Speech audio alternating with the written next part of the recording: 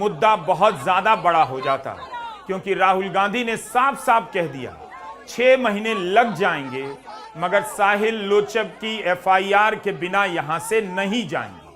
21 जुलाई को जब राहुल गांधी अचानक प्रधानमंत्री मोदी के आवास के पास धरने पर बैठ गए, उस दिन भी सरकार सकते में आ गई थी। केंद्रीय मंत्री जितेंद्र सिंह राहुल गांधी से बात करने लगे। उस दिन दिल्ली पुलिस राहुल गांधी, प्रियंका गांधी और अखिलेश यादव को वहां से उठाकर अलग अलग जगहों पर ले गई। लेकिन इस बार राहुल गांधी के साथ ऐसा करना मुश्किल था। राहुल गांधी की मांग सही थी कि एफआईआर क्यों नहीं हुई और कैसे नहीं होगी। अंत में दिल्ली पुलिस को झुकना पड़ गया। पैलेट गन के मामले में यह पहली एफआईआर है। 1 महीने बाद एफआईआर हुई है और नेता प्रतिपक्ष राहुल गांधी के अड़ जाने के बाद धरने पर कई घंटे दिल्ली पुलिस के सामने खड़े हो गए कि पैलेट गन के मामले में एफआईआर करनी पड़ेगी। जो दिल्ली पुलिस एफआईआर से इनकार कर रही थी, उसे एफआईआर करनी पड़ गई। राहुल गांधी ने दिल्ली पुलिस को झुका दिया। पुलिस की हिंसा के दम पर विरोध के स्वर को दबाने की ताकत के सामने नेता प्रतिपक्ष खड़े हो गए। किसी ने सोचा भी नहीं होगा कि राहुल गांधी दिल्ली के संसद मार्ग डीसीपी के दफ्तर पहुंचकर कई घंटे तक इस उमस भरी गर्मी में धरने पर बैठ जाएंगे। राहुल गांधी ने पुलिस को साफ साफ बता दिया कि जब तक साहिल लोचब के मामले में एफआईआर नहीं होगी, वहां से नहीं हटेंगे। 20 दिन, 30 दिन, 6 महीने लग जाएंगे, तब भी यहां से बिना एफआईआर के नहीं जाएंगे। 20 दिन, 30 दिन, 50 दिन, 6 महीना वहीं बैठूंगा। अगर एफआईआर पहले हो गई होती तो राहुल गांधी को धरना नहीं देना पड़ता। जंतर मंतर का आंदोलन हुआ है, संसद का घेराव हुआ है, जेनजी जो है छाती पर चढ़ाए सरकार के। क्या उसके बाद से गुजरात लॉबी धीरे धीरे कमज़ोर हो रही है? और अगर कमज़ोर होती चली जा रही है तो फिर आगे क्या होने वाला है? और राहुल गांधी ने आज जो कुछ किया, इसको एक्सपर्ट्स कैसे देखते हैं?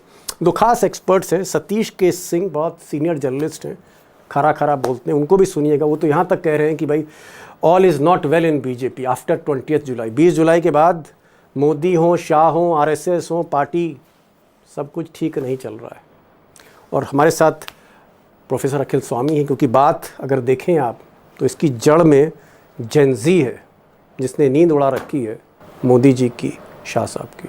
प्रोफेसर साहब, भाई राहुल गांधी यही तो कह रहे हैं कि एफआईआर दर्ज कर लो, मुकदमा दर्ज कर लो, ये मेरी शिकायत है, ये मुकदमा है। मुकदमा दर्ज करना वो तो एक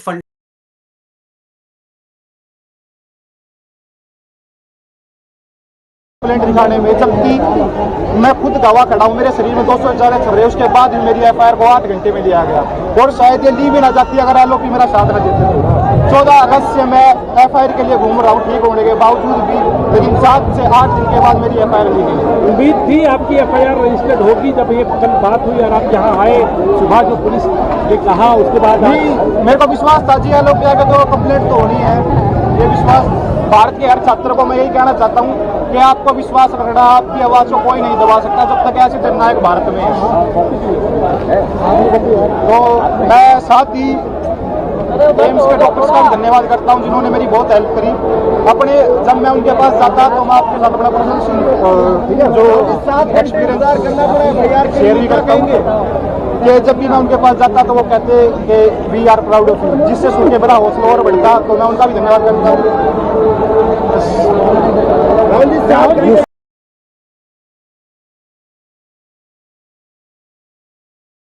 जब से आपको ये गोली लगी 20 जुलाई आज 1 महीना हो गया। छर्रे शरीर में है, 3 छर्रे आंख में है, आंख से इनको दिखाई नहीं देता है। 3-4 छर्रे दिल के पास है, साफ दिख रहा है कि एक युवा के साथ अन्याय हुआ है।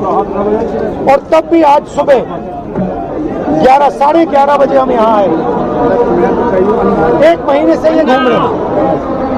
11:30 बजे आए, अभी 6:30 बज गए हैं, पौने 7 हो गए।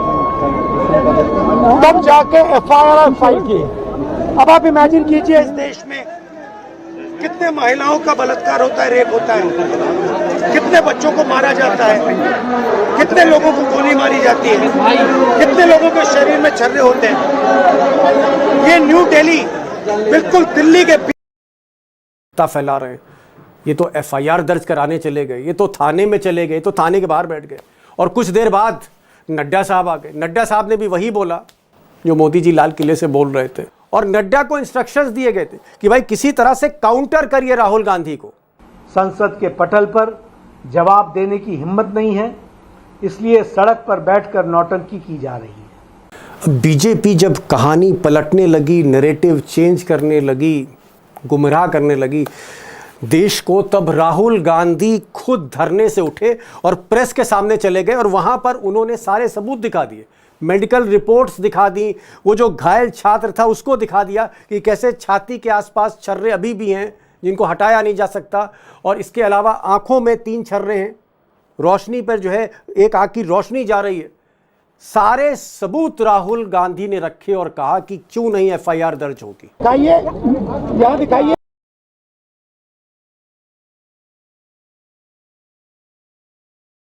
वैधानिक अधिकारों को कुचला जा रहा है। अमित शाह जी न्याय से इतना क्यों घबरा रहे हैं? यह डर दिखा रहा है कि आप अपना अपराध कबूल चुके हैं।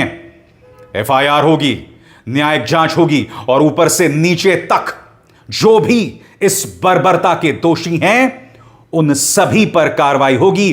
साहिल और उसके जैसे पीड़ित हर छात्र को न्याय दिलाकर रहेंगे। राहुल गांधी ये बात कर रहे हैं। 20 जुलाई को पैलेट गन का प्रयोग हुआ, उसका सबूत क्या है? सबूत ये है, देखिए ये है पैलेट्स, देख लीजिए इनको अच्छी तरह देख लीजिए। ये देखिए, ये है पैलेट्स।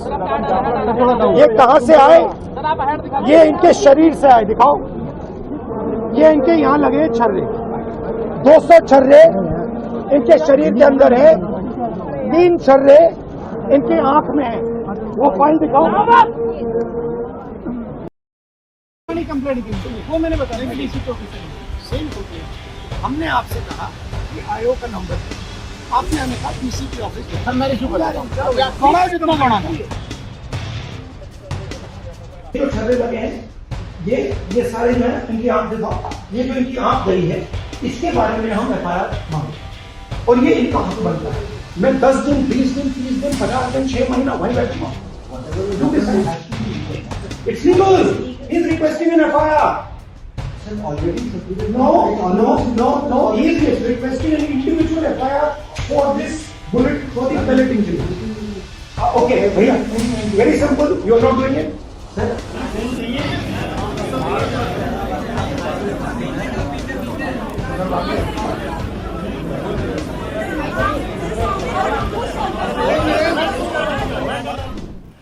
और कुछ देर बाद राहुल गांधी। दोस्तों, आपका स्वागत करते हैं आपके अपने प्यारे YouTube चैनल में। तो आप हमारे इस चैनल को सब्सक्राइब कर लो ताकि हर वीडियो का नोटिफिकेशन आपको मिलता रहे। तो मैं आपको बता दूं कि पैलेट गन जिसने चलाई थी उसकी FIR लेकर राहुल गांधी आप दिल्ली पुलिस गए थे। राहुल गांधी और दिल्ली पुलिस ने भाई FIR लिखने से मना कर दिया पहले तो। उसके बाद क्या हुआ दोस्तों, राहुल गांधी 8 घंटे तक डटे रहे, ठीक है। 8 घंटे बाद उसके बाद FIR हुई है और राहुल गांधी ने ये बता दिया है कि वो एक ओपोजिशन ऑफ लीडर, मतलब ओपोजिशन ऑफ लीडर को इतनी दिक्कत हो रही है सिस्टम में, किस तरह से एक करप्ट सिस्टम यहाँ पर बना दिया दोस्तों। मतलब ना ED है ना CBI है, किस एक इशारे पर काम कर रही है। अगर सत्ता का ये दुरुपयोग करना जानते दोस्तों, अगर ये सत्ता का दुरुपयोग करके ये चाहते हैं कि ये बच जाएंगे, तो मैं आपको बता दूं कि गवर्नमेंट अगर पलटेगी तो इनको डंडा घुसेगा, ठीक है। इनको लंबा डंडा जाएगा। ये अगर ये सोच रहे हैं कि हम कंट्रोल कर जाएंगे, ठीक है, तो इनको डंडा घुसेगा। ये अभी EVM में गड़बड़ करके ये जीत गए थे, ठीक है। हालांकि ये 240 सीटों पे सिमट गए थे, पर 2029 में जो इलेक्शन होगा दोस्तों, उसमें इनको बम्बू पूरा घुसाया जाएगा, ठीक है।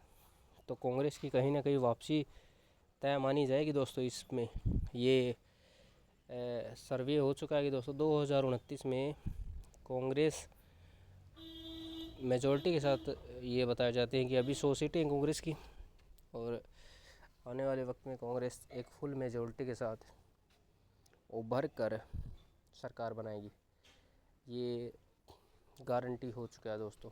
तो आप जितने भी लोग हैं चैनल को सब्सक्राइब कर लो ताकि हर वीडियो का नोटिफिकेशन आपको मिलता रहे दोस्तों। जय हिंद दोस्तों।